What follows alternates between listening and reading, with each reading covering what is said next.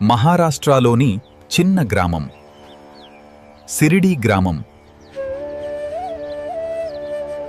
శ్రీసాయి ఏమి చేసినా, ఎంత చిన్న మాట చెప్పినా జరగనున్నదంతా స్పష్టంగా తెలిసి అలా చేస్తారని భక్తుల అనుభవాలు నిరూపిస్తుండేవి.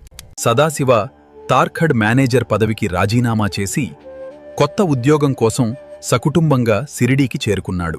తిరిగి ప్రయాణమైనప్పుడు సాయి ఆశీర్వదించి పూణె మీదుగా వెళ్లమన్నారు. మన్మాడ్ మీదుగా వెళితే ఖర్చు తగ్గుతుంది. బాబా చెప్పిన ప్రకారం ముందుగా పూణెలో మిత్రుని వద్దకు వెళ్దాం. అతడు పూణెలో తన మిత్రుని దగ్గరకు వెళ్లాడు.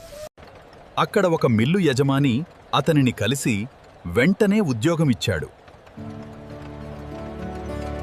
శ్రీ సాయిని నమ్ముకుంటే చాలు, ఏమీ కోరనక్కర్లేదు.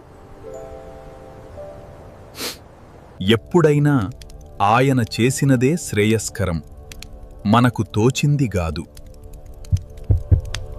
అధ్యాయం 5 సర్వజ్ఞుడు. శ్రీ సాయి లీలామృతము.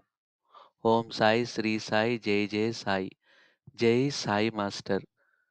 గురువారం శుభాకాంక్షలు.